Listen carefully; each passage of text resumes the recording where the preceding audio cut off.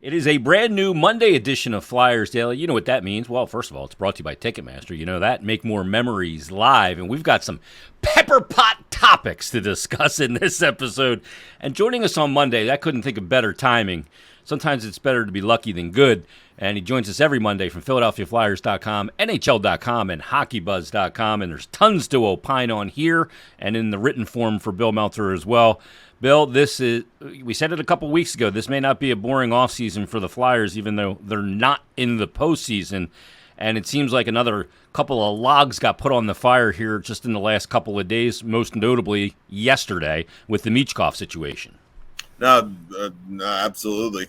You don't, the old thing about putting the cart before the horse, but it's, but certainly there's a lot of smoke here, right? So. One thing I've learned over the years, Bill, I'm no firefighter, number one. Number two is that when there's a lot of smoke, there's usually a fire. Yeah. And this isn't just smoke once and done, like the oasis of smoke. It's smoke, and then it kind of embers a little bit, and then more smoke. I mean, I feel like there's a pope going to be named here any second now, the way this is going out of the Vatican window. But we sit here, we get these reports yesterday that Michkov's final year or his rights will be held by his team in the KHL, but that he will be able to come here this offseason and join the Flyers, provided he makes the NHL team. First of all, let me just opine on that real quick. If he comes over here, there's no chance in hell they're sending him to the AHL, number one. Number two, when you see these reports, Bill, sometimes you look at it and go, okay, reports out of Russia, translation, consider the source. This is a pretty equitable source. Yeah. It's one of the big sports papers there. It is reputable. They have sources. I mean, it's now, they were reporting it basically as though it's done. And digging around, it doesn't sound like on this end it's done. But it certainly seems good chances moving in that direction. So, I think cautious optimism is the word of the day for today, and until something is signed, sealed, and delivered. But it certainly seems like wheels are in motion and have been for a little while. Yeah, I think that Danny Briere views the two letters NO as an option, not a fait accompli. Yeah, and I think you look at the Fedotov situation. We all thought that ship has sailed. It's just not going to happen for Ivan Fedotov here, and then it does. And to your point about cautious optimism, we also thought he was coming 2.5 years ago, and he was arrested outside of a practice training session outside of a rink, but that led to this year eventually getting here. But the cautious part is well-founded, but the optimism seems really well-founded here, and Flyer fans are feeling it right now. No, for sure. And there's also, there's been those little breadcrumbs dropped, like Michkov wasn't wearing a Flyer shirt working out just for the fun of it. He wanted people to see it and comment on it. So, there's that. He's calculated. Yeah, for sure. But Bill, when you look at this, and you get all these different breadcrumbs and, the possibility of this happening, how kind of rare is this situation to be happening out of the KHL? Because, rules be gone at points when it comes to players coming over. Yeah. And likely Matvei Michkov's stock dropped considering the big question mark of when he would come over. Would they ever let him come over? I remember was being bandied about, which is why he fell to the Flyers where he did. Yeah. One of the Twitter questions we'll get to coming up is, would he have been the second overall pick if draft plus one, they knew he would be over here in North America? Well, certainly based on talent. Going into the draft last year, people were saying, well, if you're only measuring players by ceiling, by maximum upside, it was the two guys at the top. It was Bedard and then him. Bedard was him. And going back to when he was 16 years old, right? And tearing up the under-18 worlds against players 2 years older than him. So it's not like he just arrived on the scene. That's been a name that's been out there for a long time. And I mean, certainly you look at what he's done in the KHL on a poor team, on loan from Scott to Sochi. So he didn't have a ton of talent around him. I mean, I guess on the positive side for him that meant more ice time, but but he also wasn't having the caliber of players to set him up or finish chances. Things that help increase a guy's point production, and he's produced right in line with guys who've been NHL superstars. You don't want to put too much pressure on him right away, etc. He's 19 years old, but there's every reason to believe that as long as he develops as a lot of people think that he will, certainly an NHL impact player. Maybe not right off the bat, maybe not the first half a season or even the first season, but a player who should make an impact pretty quickly in the league. There's no questioning the talent, the creativity, and the hands, and all the rest of that. Those things have never been in doubt. There's another element to him too, Bill, which isn't talked about very often, is the drive of the player. Yeah. He seems like, from what I've gathered talking to people, he's one of those guys you got to pull off the ice at practice. Yeah. He just wants to be on the ice all the time, always working on his game.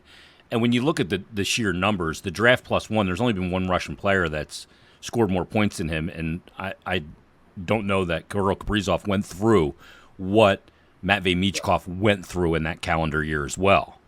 No, for sure. Between his dad passing away and and being on loan to Sochi, and all the rest of that, and just that is the one thing about him too, is that he's only really started working on the gym part of it over the last year or two, because other than that he was always on the ice. Yeah, always working on his shooting. He's so creative. He doesn't need much time or space to make plays. I think that I think one of the most underrated aspects of players, a lot of times when you talk about speed, you talk about straight north-south speed. Michkov is kind of average, maybe a little above average, straight north-south, but on his edges, which should be sometimes even more important, he's elite. On his edges, he's dynamic. Look at Kucherov. Yeah, exactly. That's unbelievable balance and edge work. Yep. Yeah, and he can make. He's one of those guys who can adjust his shot to an angle. He'll see something like midway through. He can do a lot of things that only special players can do, and he can do it at a very young age too. So there's a lot of reason for excitement when he comes over. That's a player who could be a pretty big impact player in the NHL. I was talking to one guy who said you can tell by the way he scores that he sees the puck, or he sees the net from the puck, not from his head. Yeah. And people go, well, what does that mean? Well, first of all, when a player looks up at the net and to see where the areas are that open, he's looking from his head, and that's one perspective. But you got to remember where you're shooting from. Generally speaking, it's about 4.5 feet lower from where your eyes are. 5 feet, maybe some guys 6 feet lower than where your eyes are, and the puck is coming from down to up. If you're shooting in the top half of the net, it's not shooting from eye level to the top of the net like a straight line. But he sees the puck or sees the net from the puck's eyes. That's a distinct ability that the great goal scorers have, and you can see that with how he creatively uses his shot. It's not just about an overpowering shot like maybe Ovechkin was for years. It's about placement and being able to read from the puck's eye, not from your own eyes. No, for sure. And he can do it. He's out can score some goals from pretty tight angles sometimes. And I think that certainly is a piece of it too. Is that a lot of times you'll see guys shoot him over the net or whatever, and he's not afraid to try things. That's the other thing too. Creative. Is that he's extremely creative. Listen. I think he might drive some coaches crazy occasionally because he will try things that at times that might not work for him. But he's one of those guys too that I think that it'll work enough of the time, or the majority of the time, even to where he knows what he's doing out there. It's not all just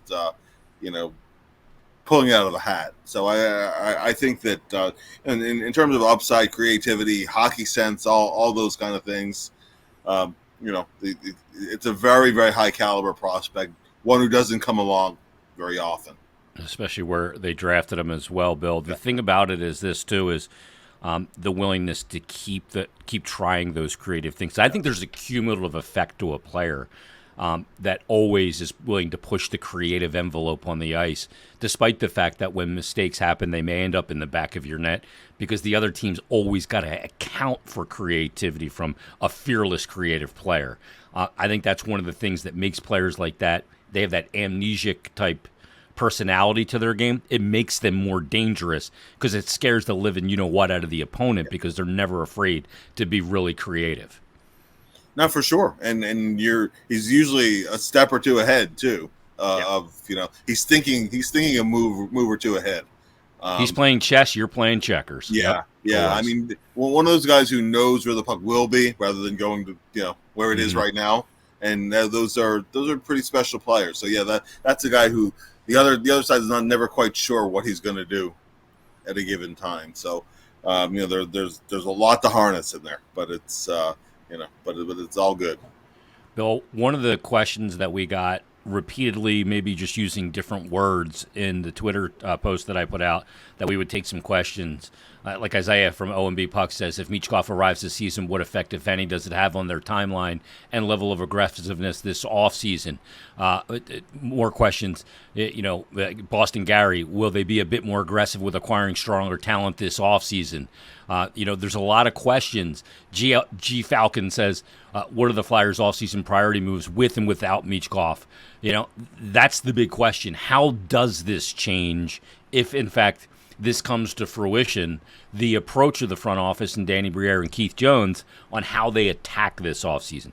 My sense is you go according to your plan, even though a big adrenaline shot has been given to you in the arm.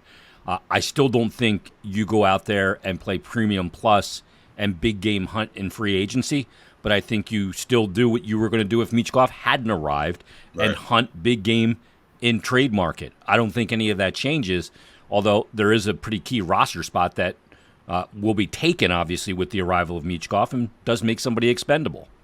Not for sure. And Flyers do have some wing depth, particularly on the right side. So that is an area of strength where you might be able to make a hockey trade from.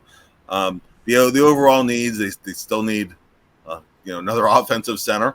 Again, because we don't really know what you're going to get out of Couturier at this point. And while I think Frost could be a good second center, I don't think he's a first center. So you still need that 1C. I think they're still in the market. They'd like a long term, and hopefully maybe you already have it in house. I don't know, but you want to have Sanheim with somebody, York with somebody. Is long term is dry or somebody play with Drysdale on the left I think side. Sanheim's the Drysdale answer. Yes, so do I. I really believe that. So do I. But then who do you play alongside York? That's what you got to find. That's what you still have to figure. And those were the needs going in. I think those are still the needs. Listen, right now the Flyers are not sitting on a lot of cap space for this offseason. Next offseason is going to be a whole different story, actually. Ooh. Next offseason, there's a lot of money coming off the cap, and there's a lot of flexibility for things you can do. Right now, the Flyers, they have assets. They have 3 first-round picks, and actually 4 of them in the next couple drafts here, right? And who knows? Maybe you could work out a deal where you're even picking up somebody presented a scenario to me like if Toronto wanted to work a trade where maybe another first round pick comes back, but you're setting a roster player. Then also if you're sitting on 3 first round picks, you really could realize some flexibility to make moves. So I don't know how all that's going to play out, but I do know the Flyers actually have some assets, and a year out from now have a lot of cap space. So there are opportunities to make hockey trades, but you're not. I don't think they're sitting in a lot of ability to sign free agents right now. So I don't think it's going to come by that route for 2 reasons, because it's not hockey wise. I think where the plan is at right now, and B, figuring out cap wise. Really, the Flyers are going to probably need to trade off some cap to bring back some cap and try to make it fit from where you need from the hockey team. Yes, that's another reason why I just don't think it makes sense to get involved in free agency this year. I think you do it when you see what you have another year. Yeah. I don't want to rush to be perennial playoff contender, cup contender status. I don't want to rush into that with the chances of failure being greater. I want to do this methodically and take time. I think, like, Scobie Moon tweets and says, if he is coming over, Michkov, what or who do you trade in order to get yourself a first-line center to play with him? I can't answer that yet because I don't know what he's going to need as an NHL winger.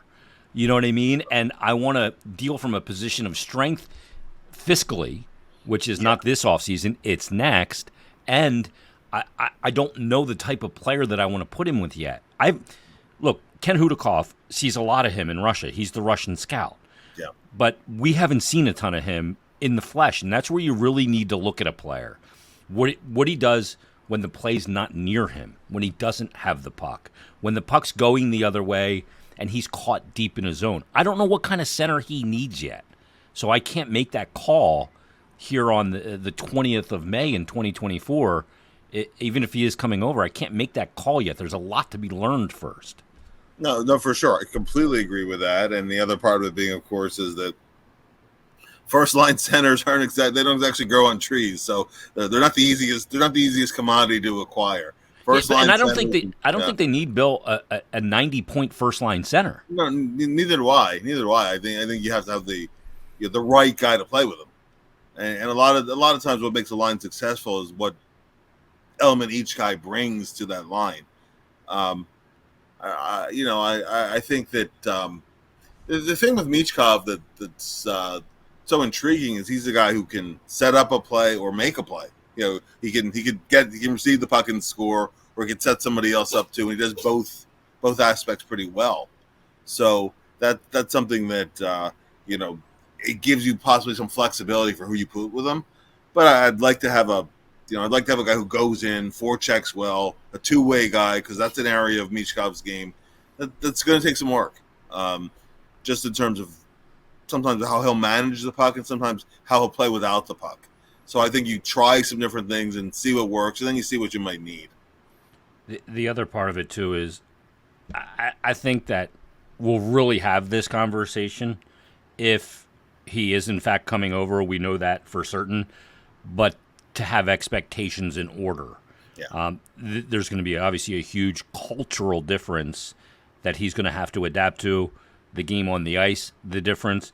He'll adapt to it, but don't expect him to come over and be Artemi Panarin right away, or a combination of Panarin and Ovechkin. It's going to take some time. He'll be good when he gets here. Yes. No, for sure. And I don't, along those lines, I don't think you can put a point number on it. Yeah. In terms of who's the right guy to play with him, and I'm going to use the Ovechkin comparison with the caveat that he's not Ovechkin, he's Michkov. But when Ovechkin first came to the NHL, who was his first center, right? It was Dinas Zubris. Yeah. And Zuby had a really good year with him, but he complimented. Zuby was never a superstar, but he was a good player, and he complimented Ovechkin well until, then later on, of course, he played with Backstrom and had the real top-end guys around him. But, I think it's more in somebody that he fits in well with, who compliments him well. It doesn't have to be a star. It really just has to be a guy that he can play with. They can play off of one another, and then you go from there and assess, what you can acquire. Yeah, I mean, that's going to be the thing, and how these pieces all fit together. We'll see how it plays out, and obviously this is going to – it would be a big shot in the arm for a fan base that saw a progressive step forward this year, Bill, but would like to accelerate things. But you got to be careful not to accelerate, get on the gas a little bit too quickly here, which brings us to our next question. This guy tweets in, he makes a really good point.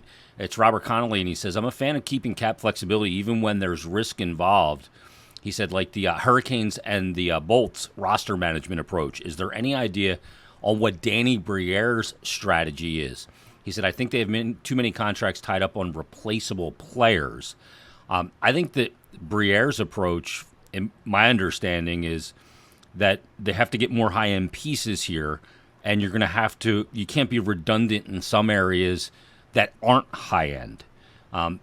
So I think you got to look at it at that way. And I think the other big piece of this too is you got to base it on the projections of the cap.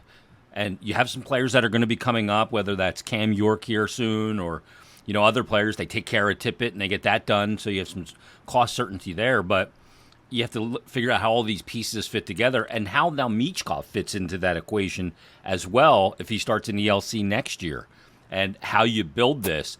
Because, I got a DM this week from a guy saying, I'm really worried about the Flyers with the lack of high-end talent. I shared this with you as well, that they're just going to get out high-end talented in playoff rounds like the Canes did. But I caution people because the Canes just lost to the Rangers, and it wasn't the first overall pick or the second overall pick that cost them. It was a goaltender that wasn't taken high. It was Chris Kreider, who was taken later in the first round. It's Artemi Panarin, who was undrafted, And these pieces, you got to build a team. And, I talked about this, about building a playoff team or a team that's a wagon in the regular season.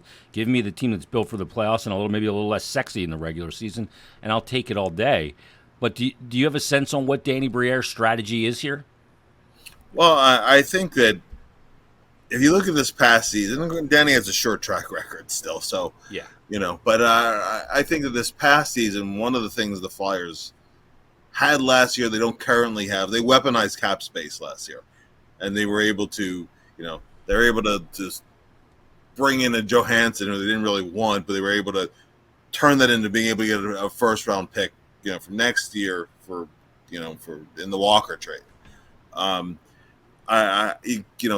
don't think they're necessarily in a position to do that right now. Just because they did spend a lot of cap and they have salaries they're carrying over to next year.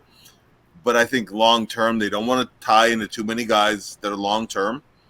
When they see a player who they think can be part of the long term solution, that's when they'll take that step. But otherwise, go fairly short term on contracts. I think that will be the strategy kind of moving forward.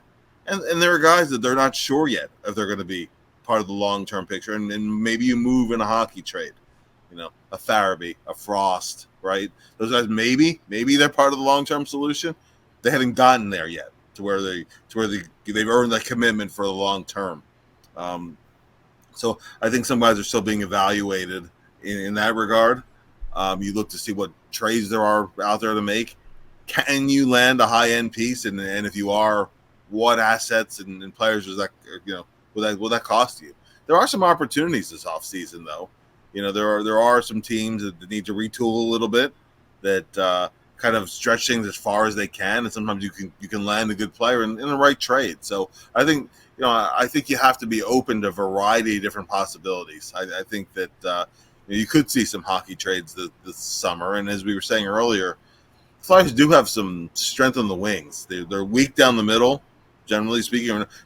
At least they don't have enough diversity, enough top end down the middle, but they have some strength on the wings to where maybe you can work a deal where you're bringing in a center and it's tied into a winger. I mean, that's something, and it's something too where Michkov is. I think he'll play in your top six right away. Does he play first line night one? I don't know.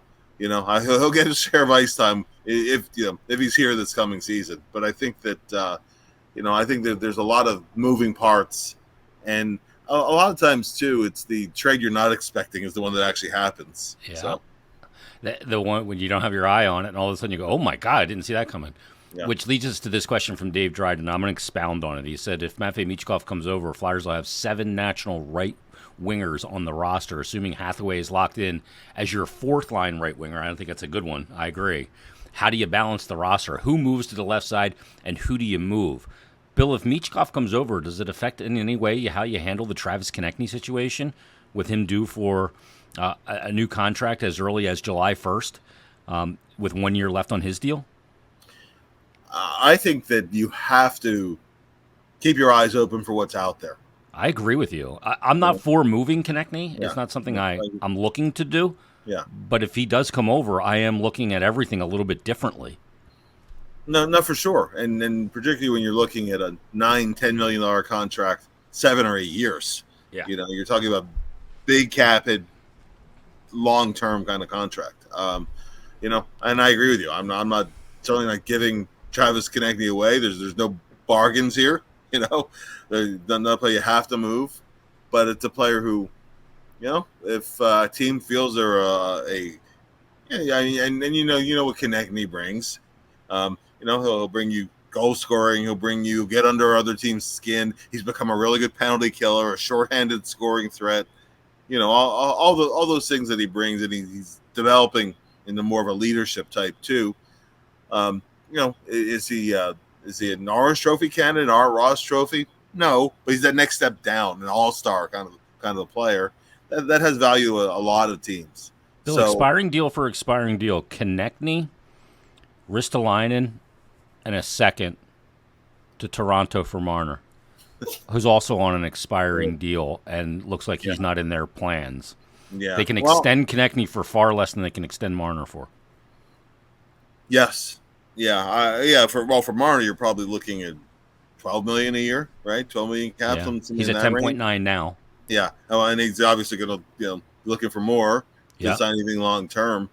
And let's just play through a scenario where this is a place where he'd want to come. He'd also, you'd have to pay him.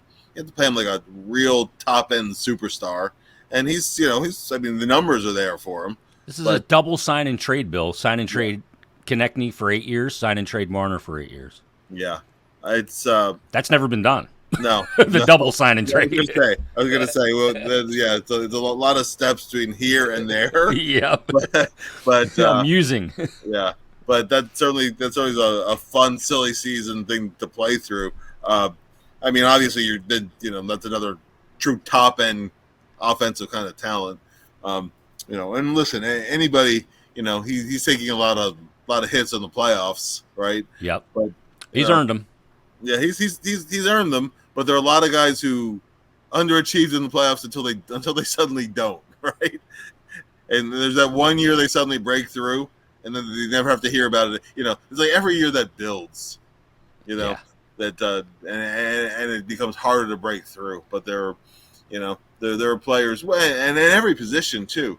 There are goalies that are known for, oh boy, they're good till the postseason. Then look at Bobrovsky, right? Now Bobrovsky for a long time carried that stigma that he disappears in the playoffs. Till last year, if they wanted, he would have won the Conn Smythe. Yeah, and remember the heat that Keith Primo took when he was in Detroit, and last year extent because Hartford and Carolina weren't expected to win anything, but in Detroit after that, I remember back when they got swept by New Jersey, and Primo had a very rough series, and he had a bunch of rough series after. It was really till 2004, that then all of a sudden his reputation went from a playoff underachiever to a guy who leads the way in the playoffs. So that reputation can change in a single big run. It's never been a question of talent, right? I don't know. I've never liked the mix that Toronto has had. Yeah. They tie too much cap up in 4 players, and I think that's been their bigger issue, honestly. I totally agree with you. Binky Kaputs, great name, says, if Michkov does indeed come over for the 24-25 season, do you think the Flyers try and trade for more high-end talent, such as a Brady Tkachuk or a true number 1 defenseman? Also, does this change their draft strategy at all? Looking forward to listening to the podcast. Brady Tkachuk, boy, he would look nice on one wing. With a guy like Michkov, he'd provide a lot of space out there. I can guarantee that. Imagine Frost, Brady Tkachuk, and Michkov. Oofa. Yeah. But as far as trading for a guy like Brady Tkachuk, I've heard his name out there. I know it ended up, I think, on the Flyers Reddit and some other places. I've seen it on social media. His name's been out there. I've heard his name as well. I don't know how realistic that is. But is that a guy that you look to? Like, I look at Ottawa as a team, one of those teams in transition. I think I've even mentioned him here, that I look at and go, okay, is their mix right? Could they do something and really change things around? He's a big piece for them, but is he a piece that you could pry loose with perhaps in a little bit of an overpay? He's a piece that I'd be very interested in. There were some conversations apparently around the deadline with Chikrin and Shabbat there as well. You need more right side here in Philadelphia. But that being said, could you see a target being like a Brady Tkachuk? that's a name that intrigues me because he adds some elements that this team doesn't have. Besides being a high-end offensive player, that's a guy who other teams detest for a reason, right? He's earned it. Yeah, yeah. He brings that kind of piece of what kind of reputation on the ice, but you want him on your side. Yeah, and right? if that shoe fits in the city very well. Oh yeah. As much as you hate him on the other side, he'd be a big name here, and it's not even a question of can he produce. He's the right age. He'd fit the time. I mean, there's a lot of things that fit there, but the other side of it too is okay. How do you make this trade happen? What are you giving up for it, and who's your competition for it? Because a lot of teams would be, if he's available, Yeah, it's not like just the Flyers are going to raise their hand and say we're the only team in on him. Here's our best offer. It doesn't work like that. There's a lot of competition for him. Yeah, namely 31 other NHL or 30 other NHL teams at this point. Yeah. So I mean that's that kind of scenario though, where that's a name where I'd be willing to give up some assets, some roster pieces, and maybe even take a step back in some areas to solve to solve an area that I think that would be a big thing for a long time. So I take a HELOC out for that one. Yeah. Oh yeah, for sure. For sure. Yeah. Well, Kachuk on the left, Beachkov on the right, and Frost or another playmaking center in the middle. That could be a pretty darn good line. Yeah, no question about it. You look at the possibilities. We'll see if defense is kind of where they go as well. There's a lot of different scenarios. Tim Coffey tweeted in and said, can Oliver Bonk crank the lineup in 24-25? He had a great year. And he said, if so, what role do you see him playing? Also, Hunter McDonald, he's huge and reportedly very smart, good skater for his size. I'm rooting for him big time since I'm a Rochester, New York native myself. I got the chance to see Hunter McDonald in the Phantoms playoffs. Look, Bonk had a great year. I don't think he's ready for the NHL yet. I think there's more seasoning that needs to be done there. I don't think you want to rush a defenseman, given all elements of the situation. But he's off to a great start in his development. And at some point, he may, have Flyer fans saying, Perreault who? Yeah, yeah, for sure. With Bonk, he his offensive season came almost out of nowhere this year. Power play, net front guy, power play bumper guy, and I had to be honest, where I kept watching him scoring in the OHL. Watched quite a few streams of London Knights games. Because they have guys who are in the draft, and they were just a fun team to watch because they were the best team in the Ontario League and pretty much breezed their way to the championship this year. Those are always fun teams to follow. Bonk was a huge part on both sides of the puck. Yep. But at any rate, in watching him on the power play, in the bumper, and it was a nice little novelty for a while. And he's still scoring. And in the playoffs, he was scoring. Mostly power play goals. And a lot of times, he'll never be just, he'll never be a bumper guy in the NHL. And then I don't know, maybe, right? Yeah, maybe.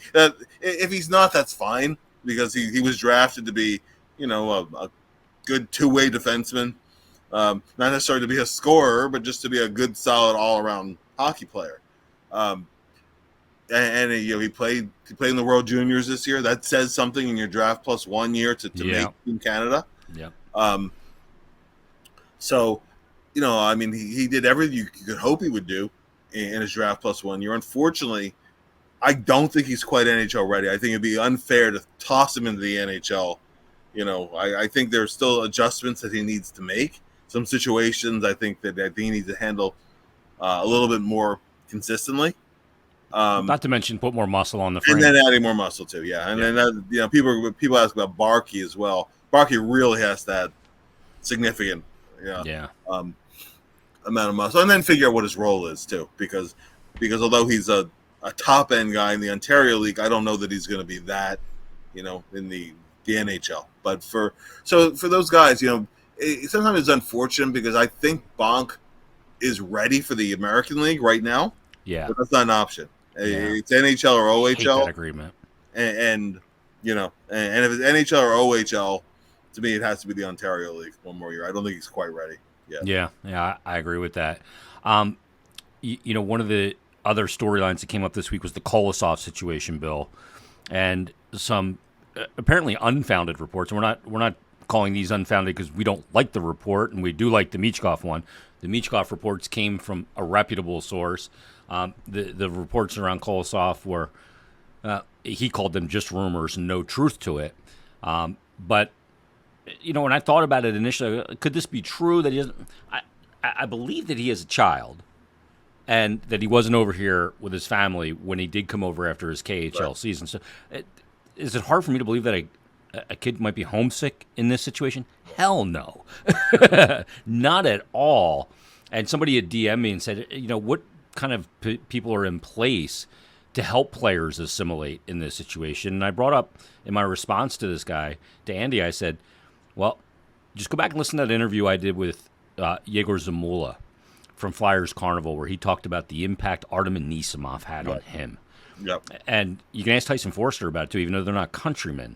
But the impact of those veteran players that are your countrymen that can help you assimilate.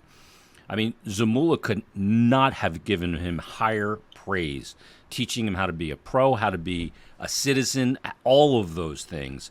I imagine there'll be a piece of that in place for Kolosov next year. I looked at Varlamov, who was extended with the Islanders when Samsonov came, or Sorokin came over. And that was part and parcel to help him adjust to North America on and off the ice. That piece will be there for Kolosov. Any news or update on that rumor that went around and where you see that standing? I don't see him going back to he can't. Belarus. Well, he can on his own. I mean, he could request a loan, but he can't just jump his contract and go back. So I think if he requested a loan, the Flyers would be disappointed. They would probably try to accommodate him because nothing's worse than having a player who doesn't want to be there. But I don't see that happening. I mean, he was really 3.5 weeks. That's an awfully short period of time to make a life-changing decision. To make a life-changing decision like that, and it really, it alters a little bit your analysis on the player because you wonder how committed he is to making it work. Yeah. I have zero doubt that he's kind of a quiet kid. Most definitely was homesick. There were no other Russians there, no other Belarusian players there.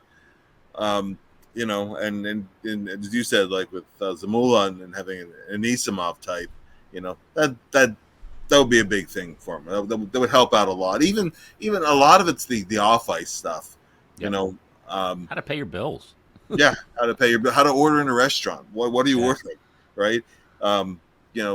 Fitting in with your teammates. The guys are talking in the locker room and you don't understand any of it.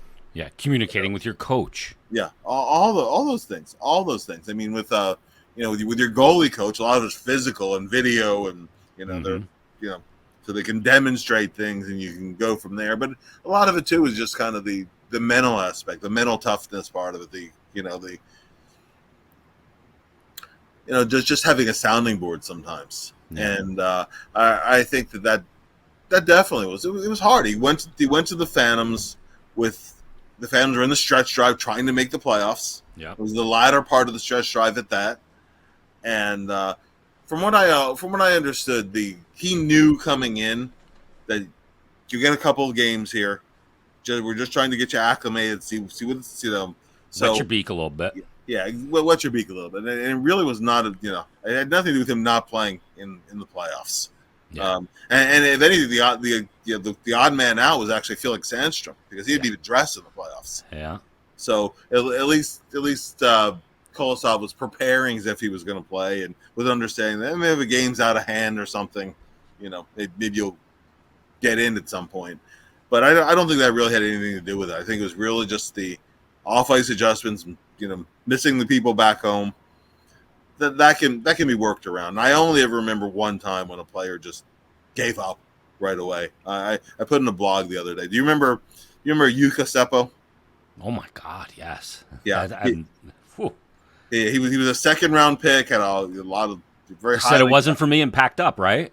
That's right. We went in and Keenan decided because he heard all this stuff about the kid. He's like, I'm going to test him, and 2 weeks into training camp, he packed up and went home and Yep. never came back again. It was like Right? Furio Junta in The Sopranos just Yeah, disappeared, went right. back home. Yeah, not going to see him no more. Yeah, Yeah. Oh, we'll see him no more. yeah, Like if you go back to that first interview I had with Ivan Fedotov when after his introductory press conference, in the room with him for that interview was Denis Gurianov, yeah, and he was there specifically to help him. Because Gurianov had been over here a while and could help. Like him not understanding what I was asking, and he looked at Gurianov, and Gurianov was explaining it to me. Then he'd answer in the best English he could. Having those guys, I think, is priceless. I think we'll see some kind of signing this summer to address exactly that. I got good reports on him from Ian LePerriere as well about kind of the charm of the kid too. There's a lot of charm there and a lot of creativity to his game, and a very hard worker. So we'll look forward to his future as well.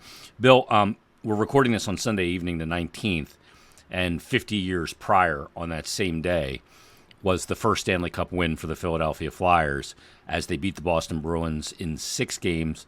The clincher on a Rick McLeish goal, if I recall, 1-0 was the final. They split the first 2 games in Boston, lost the first one, I think 4-1, won the second 3-2. Bobby Clark scored the overtime winner, and then they went on to eventually win that series. We were young lads at the time. I was just 2. But 50 years ago, this franchise really gained its wings in a lot of ways, and a legendary DNA that is in today's form returning. yeah. That the first cup was my first sports memory. We had an elderly aunt, and we visited her that Saturday afternoon, and she had a little black and white television set, and we watched the game on the television set, and driving back to Northeast Philly, driving down Bustleton Avenue, all these people pounding on the roof of the car, going crazy. I mean, it was the first thing I remember sports wise. Remember like living through.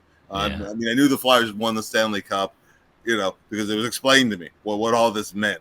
And when they won the second one against Buffalo, my parents actually let me stay awake and watch it on the TV at the house. So, I had a little bit more awareness of what was going on. But just to see the excitement and all the commotion going on, that was really pretty cool. And that series, we just did an article on the 50th anniversary on the Flyers website, actually on Sunday today, as we're recording this, and that was a great series. I mean, that was because the Flyers went in, and they had to win one in Boston because Boston had the home ice advantage in that series. Yep. And there were 2 really things going in that Fred Shero, Hall of Fame coach Fred Shero, had 2 surprises in store for his team.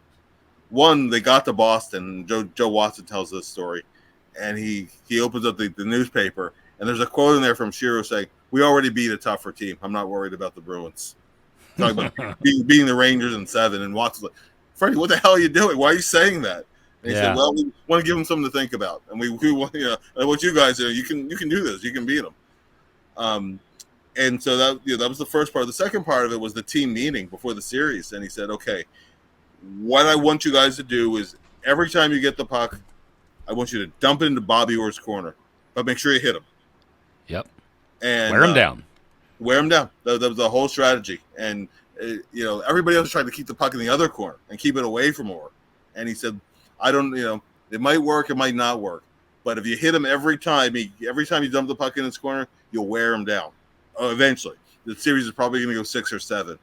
And after Game 6, after the Flyers won the Cup, and Joe Watson had a few minutes with Orr in a room kind of adjacent to the Flyers locker room because Orr was his old roommate in Boston, and Orr's the best man at Joe's wedding too, so they're good friends. And Orr said to him, "Tell you what, Joe, you guys wore me out. Yeah, I'm exhausted." And that was the whole strategy, and it worked. Their game 5 in Boston, Orr had a 3-point game. Game 1, the Flyers, that was actually tied going into the final minute of the game. Yeah, 3-2 was the final. Yeah. And Boston pulled that one out in the final minute. Then, of course, Game 2, then the Flyers DuPont scored in the final minute of regulation to send it to overtime before Clark's goal won it. One of the biggest goals in team history.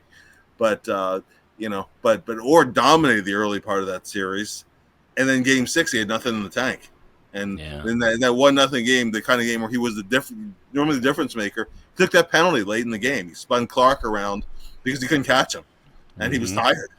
So that was just one of those huge moments. And then when you look back at those Flyers teams too, I think this doesn't get mentioned enough. Not only did they win back-to-back cups and make the cup finals 3 straight years, the third year, they were swept by Montreal, but they didn't went on to win 4 straight. Yeah. They didn't have McLeish. They didn't have Perron, both injured, right? They just, unfortunately, in that series, every game was a 1-goal outcome other than the final game, and that was tied midway through the third period. Ultimately, Montreal won by 2 goals. So that was a close series, even though it was a sweep.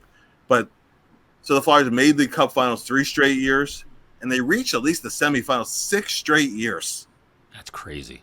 That's just a great hockey team, a run of success. Yeah, and that really the first cup kind of cemented that. The second cup was probably a better team.